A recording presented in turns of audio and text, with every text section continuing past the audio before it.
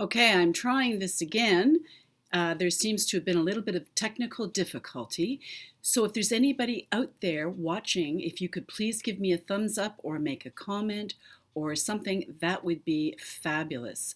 I just need to see that there's an audience or that you can hear me or anything else like that. Because I really need your feedback. So let me see what's happening here because there's no point in going on if you can't read. So let me see. Okay, we're back in business. All right, that's good. You can see me, everything's fine. Okay, all right. Now let's start. Sorry about that. Today's subject matter is going to be about inner strength as a beauty essential. And we're going to have questions, of course, and then a Mother's Day message. So I'm going to put them in those orders. So we'll have questions at the end of each. All right. Hope you're well. I think that we should just jump right in to our session about inner strength as a beauty essential. Now, I have been missing in action. There's been a lot that's been on my plate, and I've had to deal with a lot of emotional stuff, and I thought, why not make this a teaching point that how I get through stuff, and especially at this age and the circumstances that come with aging. Perhaps I can share them with you in a way that hopefully you can gain something from them, something for you to take or not take, whatever is important to you. So I'm just going to dole out some random things that have come to my attention as I've been dealing with the broken shoulder. I'm doing physiotherapy, working hard at. I had a terrible asthma attack, but I'm much better with that. And my son just had open heart surgery, his fourth one, and then another minor surgery yesterday. So it's been a harrowing time. And again, I'm going to take the things that keep me strong through all of those and share them with you. So I hope that is going to be good for us today. Anyway, first out of the chute is don't take unnecessary offense when someone makes a comment to you or you feel hurt by it or whatever. Not all comments are meant to be mean. Often people speak before they think. It could be simple ignorance. It could be a lack of experience and things of that nature. So don't let yourself be unduly offended when it's not warranted. Okay? Perspective Management 101. Think about the comment, where it came from. Does it really apply to you or doesn't it? And if it doesn't, just let it go. Second one, perspective.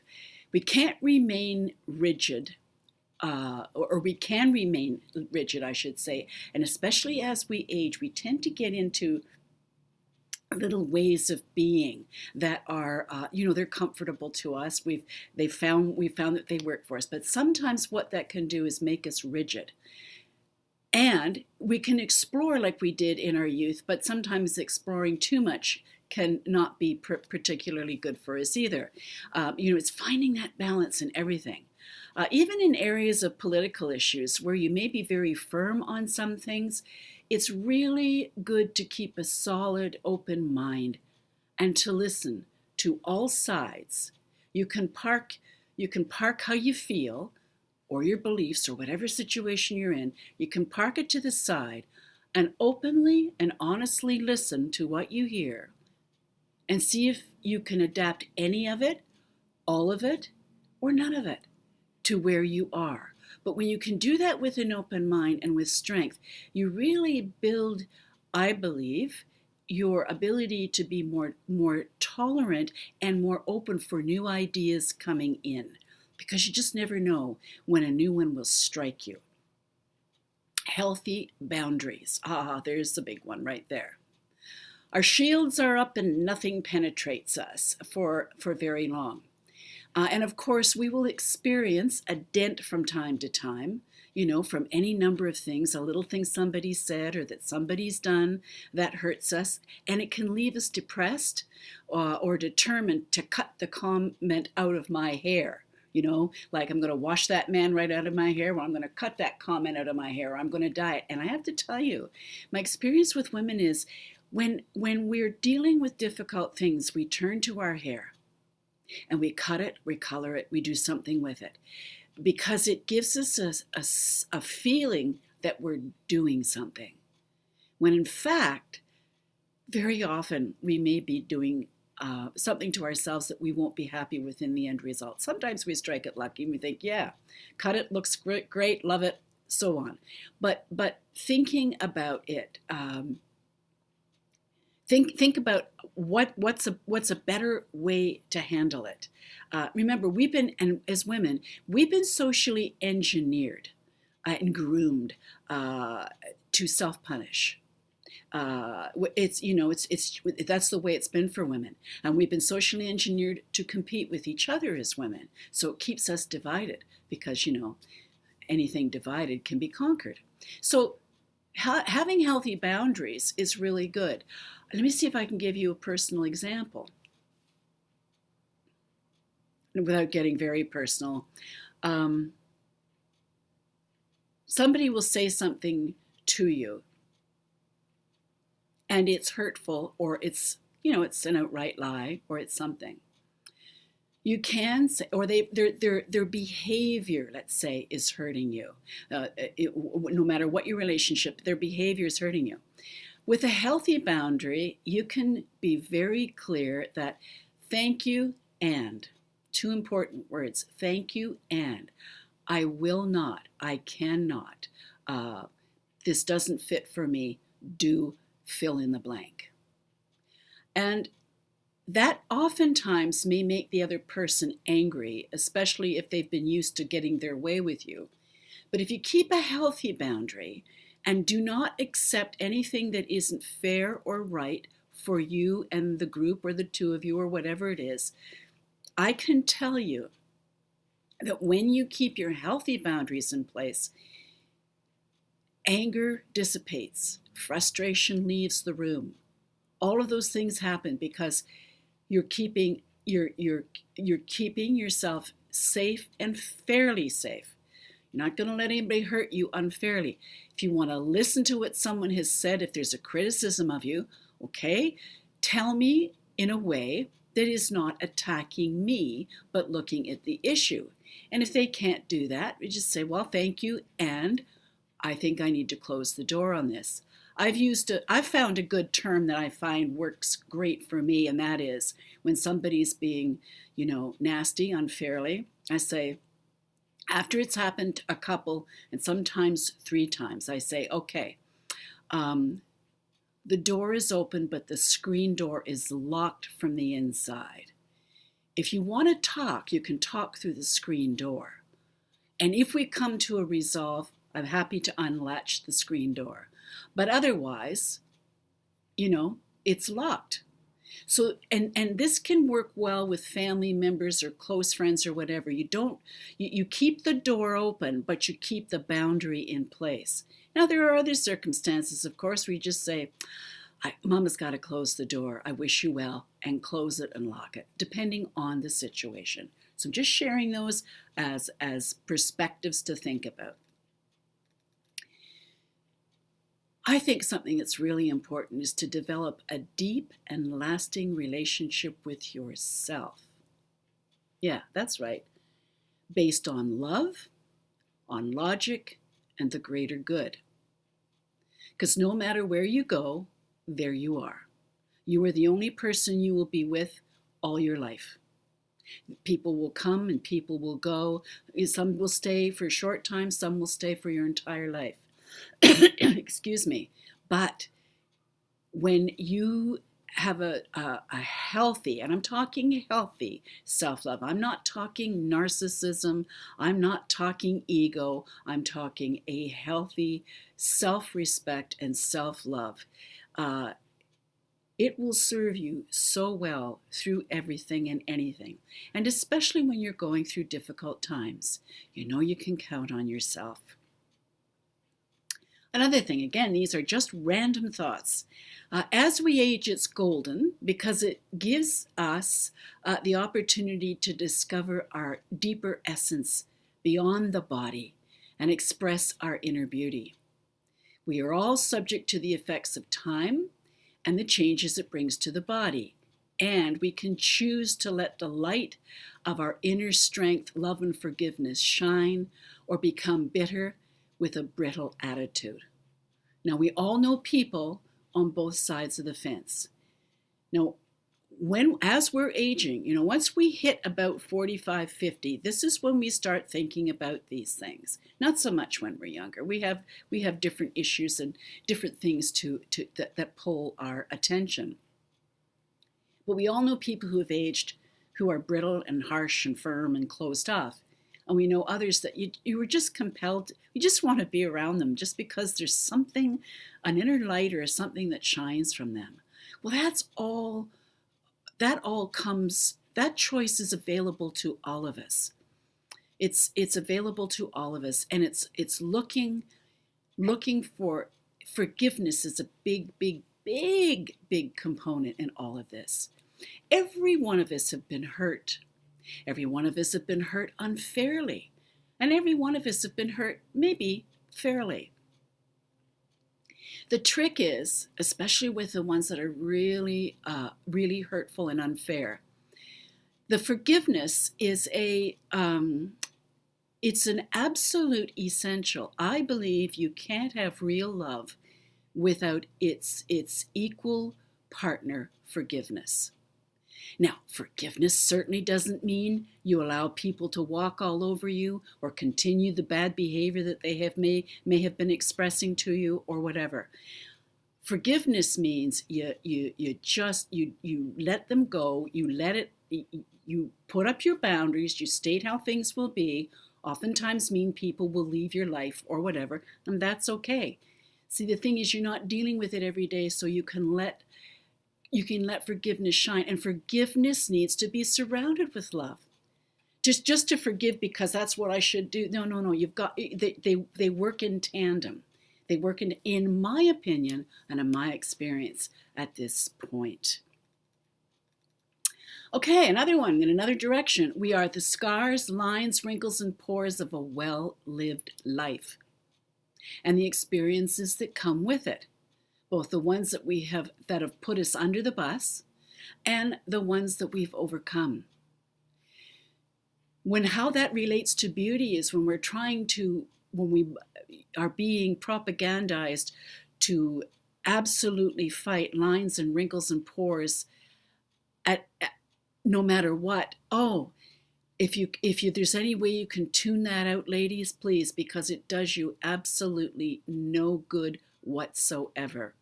It's pulling you off the rails of having a healthy, self-loving, productive, caring life. It really is. So we don't want to listen to any of that nonsense. And of course, when they use all of their fixes and fillers and everything else, you know how it looks. It doesn't work. It's a joke. A lot of that stuff is not very attractive over time, and especially when you get older, a lot of those procedures show up later on in life, and it's not very attractive at all. One of the best gifts to give in the world is the gift of listening, even your enemies. I'm a big fan of Alan Alda, and he's, at 82, he's doing a podcast, which I think is very, very good. And I'm going to put this link into the description box below for you. It was a great podcast, and I think it's really worth listening. And let him tell you, remember listening. Oh, think about it for yourself. Isn't it amazing when somebody listens to you? Like, you may be having a conversation. Have you ever had a conversation where you're talking to someone and their eyes are darting over, they've picked up their smartphone and they're going, yeah, every now and again, that sort of thing. Or you can they've got this kind of not focused look when they're looking at you. Now think about when somebody truly does listen to you. They really have their eyes planted on you. They really are listening, and they paraphrase back when you finish talking something that you have said so that it lets you know that you've heard them. Isn't that an amazing thing to feel? Aren't those the best conversations? And they're the best because the other person or persons listened.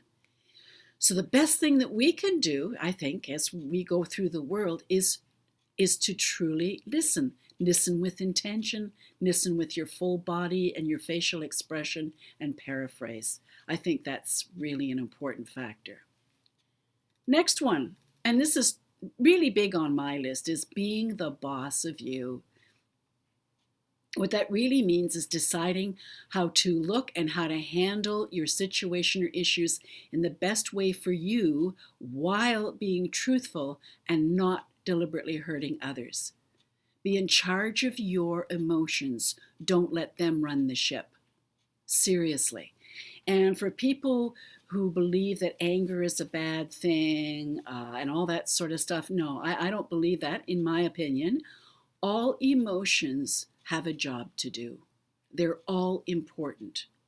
And when you get really good at deciding how to feel, wow, that is power beyond.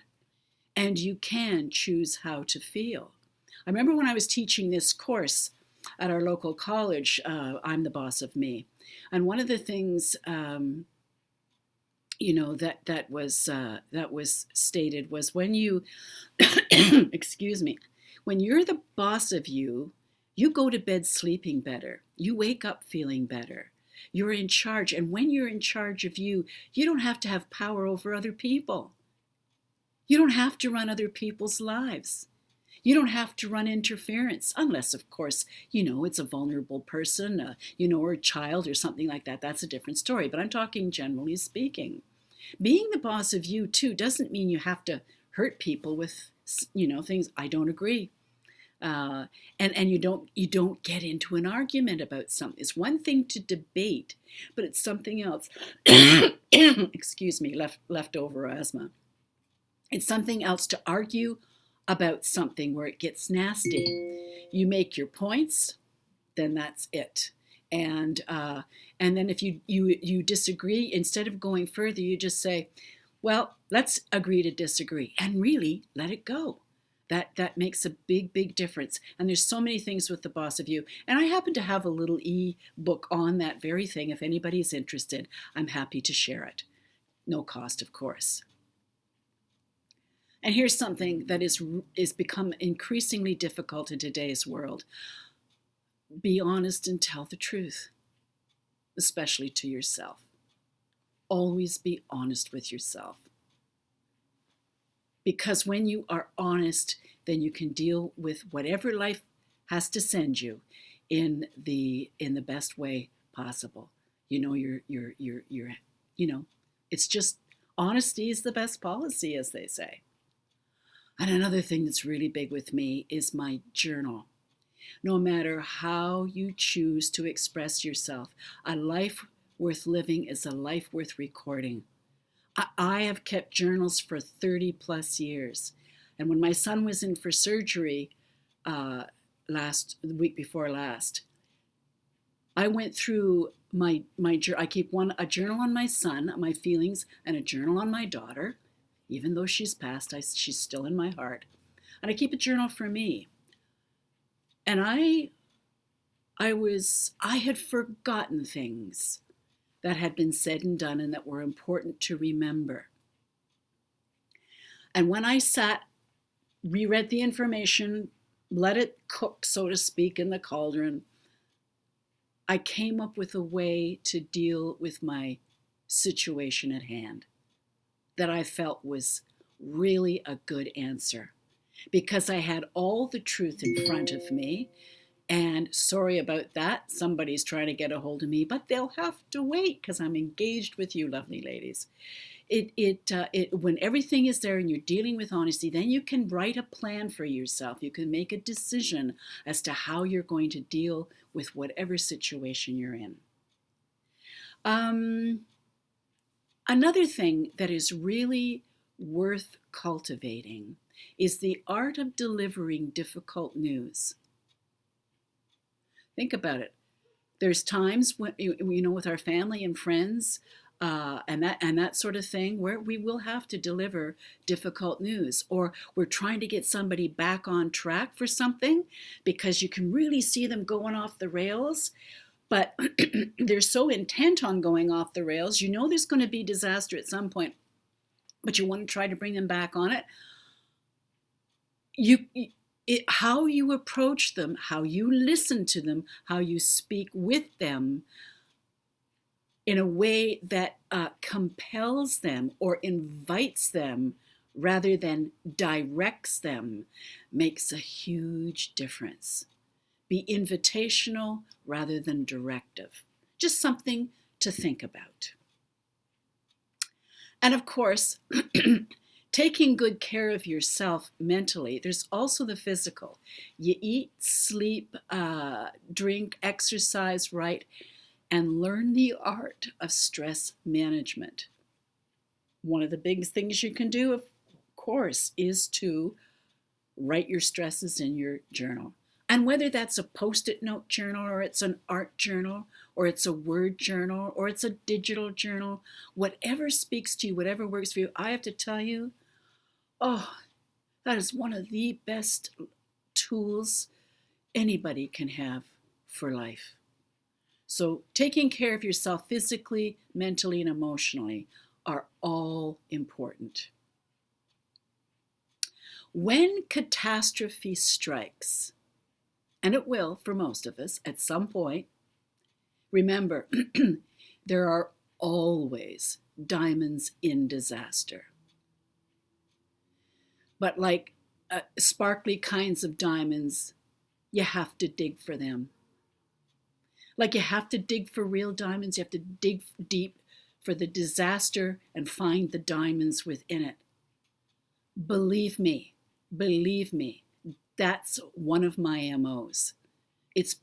I've had a harrowing time emotionally, but I've dug deep and I found the diamonds and they helped me through.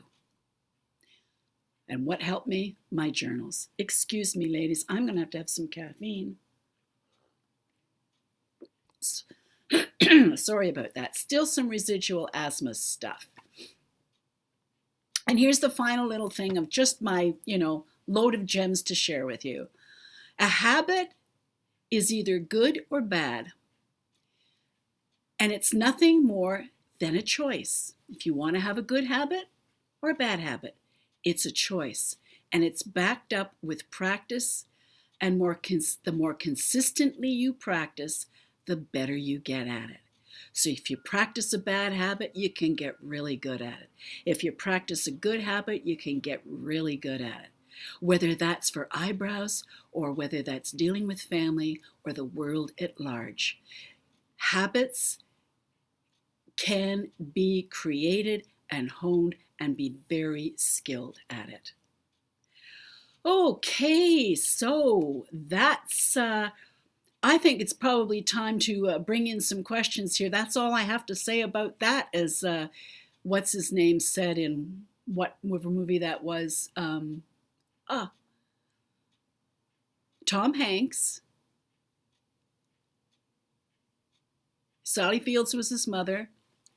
You'll know what it is.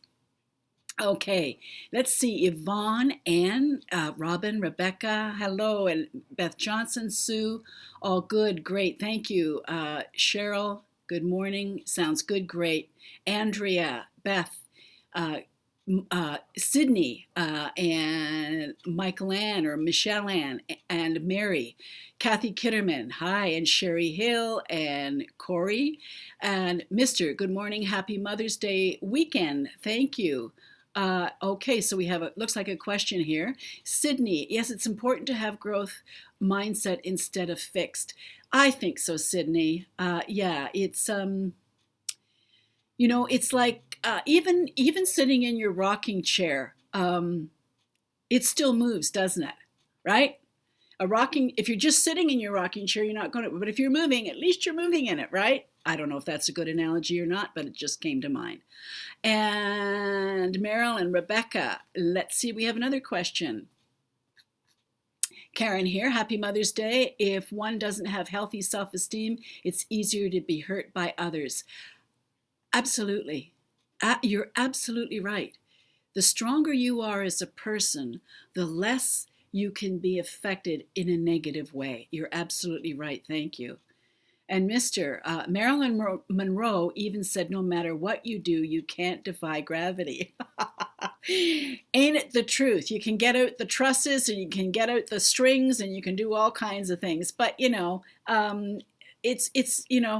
I like this. My philosophy at this point is you put your best self out there the best way you can and let the rest fall as it may. Because we are certainly more than our exterior. We are half of who we are is our inner selves. Cheryl Ferris, comments are being posted over your face on the screen. It's distracting. Oh, is it now? I didn't know that because I'm set up in a different way. Well, sorry if I don't mean for that to be. And somebody else says, Beth, I don't see them over her face. No, I've deliberately put a black background so that we could really open these up. I've changed things a little bit, so thanks. Must be my phone. Yes, phone will do that because it shrinks everything down. Okay, so we've got that one solved. And Beth Johnson uses an iPad. Cheryl, a smartphone. Okay. And Beth Johnson, I need to keep a journal. Do you know, there are people in my life, a couple of them, I won't mention who they are, but there is such resistance to keep a journal. I've run, and not just in my own personal life, but other women that I have counseled over the years. There is a fear of doing it. And so my sister had this great idea about using Post-it notes instead, because I think when you write something down, it gives it power. We tend to think of the written word as having power. Even if it's wrong, if somebody writes it, like, the whole thing on fake news and stuff, if somebody says it or writes it, then it's okay. Well, it is power. So that's even more of a reason why to write in your journal. It will take practice like a good habit to journal, but I can't tell you how so worth it is. And in when I was dealing with in the last couple or 3 weeks, I'll tell you, having my journals has been golden. I'm on my iPad, looks fine. Okay, and let's see. Mary Yamamoto, thanks Sharon for your wise words on love and forgiveness, particularly ours. Really needed today as I lost my beloved daughter 3 weeks ago. May need to listen to this again. Mary, I am so very, very sorry. I'm so very, very sorry. I've lost my daughter too, and I can totally appreciate the pain and everything else. One of the things that I found was really good to help me, one of the things was because I'm a little bit artistic. I don't think of myself as an artistic, but as an artist, but I think of myself as I like it. I enjoy artists. I went through all her pictures, all of her stuff, and I digitized everything. And then I made a little movie. Now you can make an album, you can do whatever. And if there's a picture you see that there's something important, write about it. Have a journal just for her, if that's a better way for you. And put a picture, write something about that. I guarantee you, Mary, that when that's all done, it may take you a couple of months, it may take you a year, but it's part of the grieving process. And when you allow yourself to have that, and to acknowledge her existence in your life by, again, the power of putting it on paper or in a video or whatever, that really is one of one of the things that's very helpful in your grief process. And I would recommend a book called The Shack. And actually, I think it's a movie right now too, and it's well worth a reading or watching. And there's another one by Julia Valente, and I'm sorry I can't think of the name of it right now, but Julia Valente, look for it on Amazon. Very good and helpful book. Lots of them aren't, but I found that to be very good. Mwah. Blessings to you, Mary. And Sue Gobin, hi there. To the rescue, Forrest Gump. Yes, that's the one. Thank you for that. And Marilyn Poitras. Excuse me. There are others of us who have also lost our daughters, Mary. Believe me, there is hope for your future. You will be able to stand again. Roses will bloom again. Take courage. Marilyn, very wise words, and thank you. It's rough. Not only getting older, it can be, but you can address it, and it's rough losing your children because they're supposed to be around as we get into deep old age, and they're not. So we have to look at life very differently. We have to plan very differently. We have to we have to find our way through it all. So yes, thank you for that, Marilyn. And Rebecca, Pearls of Wisdom, thank you. You're welcome. And Rose, hi Sharon. Expectations cause us to try to control others to get them to fulfill our expectations. Yes, yes. Where we can have expectations is on ourselves. When we have our own act together, so to speak, we haven't got time to try to figure out why others are doing what they're doing or whatever is going on. Good point.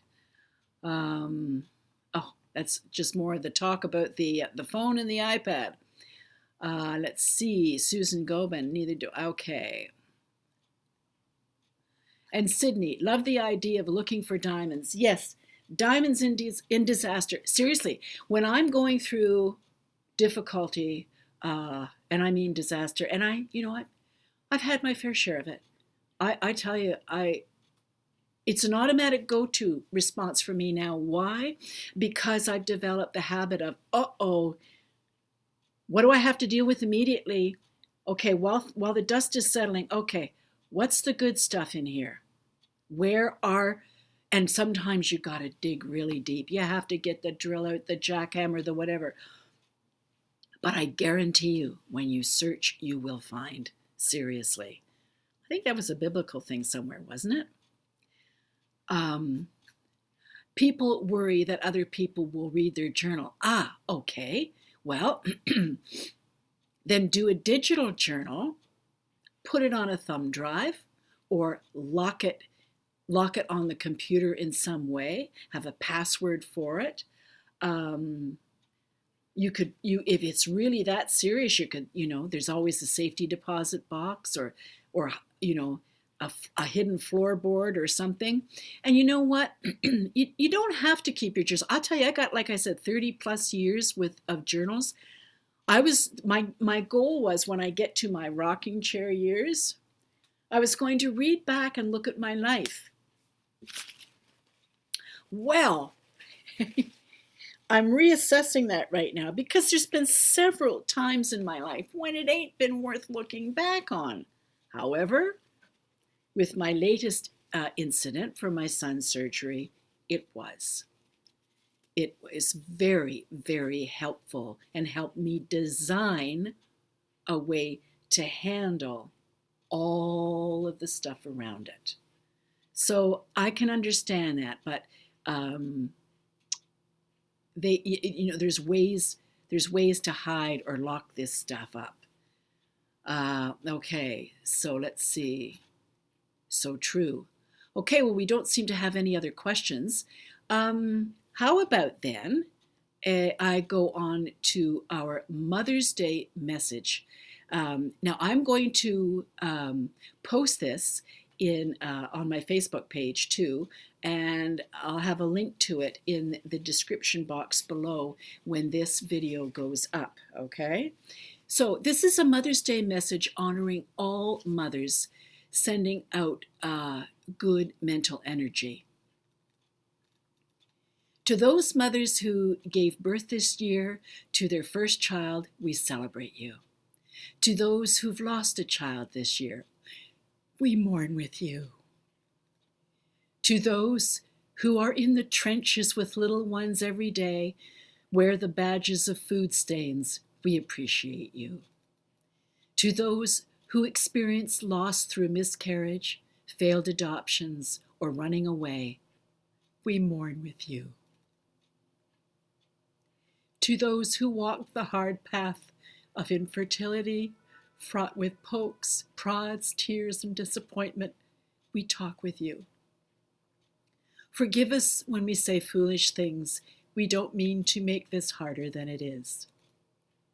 To those who are foster moms, mentor moms, and spiritual moms, we need you. To those who have warm and closed relationships with your children, we celebrate you. To those who have disappointment, heartache, and distance with your children, we sit with you. To those who lost their mothers this year, we grieve with you. To those who experienced abuse at the hands of your own mother, we acknowledge your experience. To those who lived through driving tests, medical tests, and the overall testing of motherhood, we are better for having you in our midst. To those who have aborted children, we remember them and you on this day.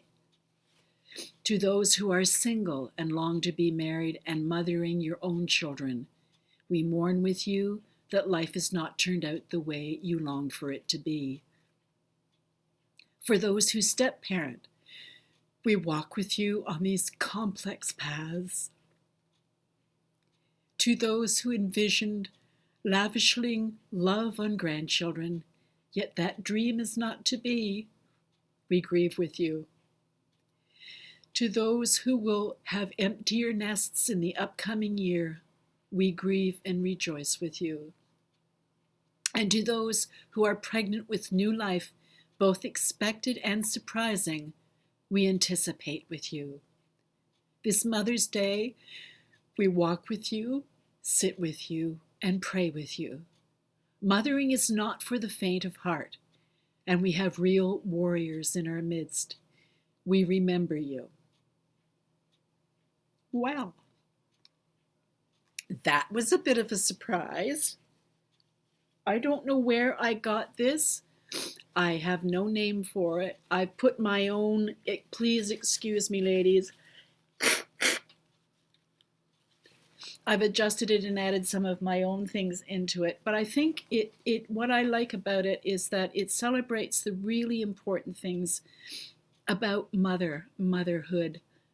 Whether it's young, whether it's old, whatever it is, it embraces all women, and I like the message that gives. So, and I don't apologize for my tears. They are, they're heartfelt, they're real, they're honest, and I have enough, I guess, healthy self-esteem that I don't mind sharing them with you. Okay, let's see if we have any other questions. Cheryl says that was beautiful, wonderful. Okay, so I just want to get back to a summary of some of the things today about mental strength. Being the boss of you is vital. Keeping healthy boundaries. Make a full list or full use, of your journal. And if you don't have one, seriously consider, trying one or using one. Okay, it looks like we have a couple of more comments here. And Kay Goodwin, mothers that have lost custody of their children, thank you. I will add that in. Thank you. And from Mary Yamamoto, wonderful and inclusive Mother's Day message. Yes, thank you, Mary. And Dell, good afternoon, Sharon, from the Isle of Ainsley in Wales. Oh, good afternoon. We celebrate Mother's Day earlier in the year. I'd like to wish all those celebrating Mother's Day this weekend. Thank you so much. Yes, it's different around the world, isn't it? And Marilyn, thank you, Sharon. So meaningful. I'm glad you liked. Okay, just to remind you all, please, that if you haven't subscribed, to please do so at 2-Minute Tips. For those that follow my advocacy, or where, I get on my soapbox, I have my own advocacy channel, and it's Sharon Downey Advocacy. And if you like the videos, please like and share them. The like button, and subscribe if you haven't, and make sure to check that that bell so that you'll be notified. You can catch me on my public page, Sharon Downey Beauty, on Facebook if you're looking to do or submit for a Make Better. In the closed group, we have For Going Gray and Loving It. Those who are thinking about, have, or considering, or way past going gray. That's where we talk. And I do a lot of other videos and sharing of a lot of makeup information and things on that page as well. And so for Make Betters, you can go to either place and submit your photo as per the guidelines or the notes as to how to submit a photo. So, and if you're looking for anything on the YouTube channel, seriously, take a look at the search bar there where that little glass is. You can type in anything and it will bring up a video that is, speaks to the thing that you're looking for. Like if you're looking for eyelashes, there's all kinds, and all those videos will pop up for you. Or you can go to the playlist, click on that playlist, and it'll bring you to a playlist page where everything is broken down, like is with like, so that makes it really easy for you to find what you're looking for. And there's like over 300 videos and lots of really good information. Today's quote: "When beauty is just a mask, half of who we are is missing." I like that. I think that's really good, and that's one of my own. Okay, so it looks like we have maybe couple of other questions. Kathy, beautiful message. I miss my sweet mother. I'm sorry, Kathy. Yes, there's so many different kinds of relationships that we have with mothers. I mean, some are good, some aren't so good, some are beyond good, some are beyond bad. It's the whole variety. But the thing that I love about this message, and I'm using it every year now, it's because it is inclusive. It's inclusive, and all of us, no matter what age, color, culture, religion, whatever. Moms are moms are moms, or wishing to be moms, or have been moms, or whatever. It's the one of the things that ties us together as females. Okay, well, I think that that pretty much brings us to the end. I'd just like to say thanks for joining me today, ladies. I'm sorry about the false start we got. As always, it's a real pleasure being with you. Remember to take good care of yourself, your loved ones, and the world around you. Okay? Just be good to yourself. And we will see you. Mwah. See, I can get that left hand up there now. Take care. We'll see you next time.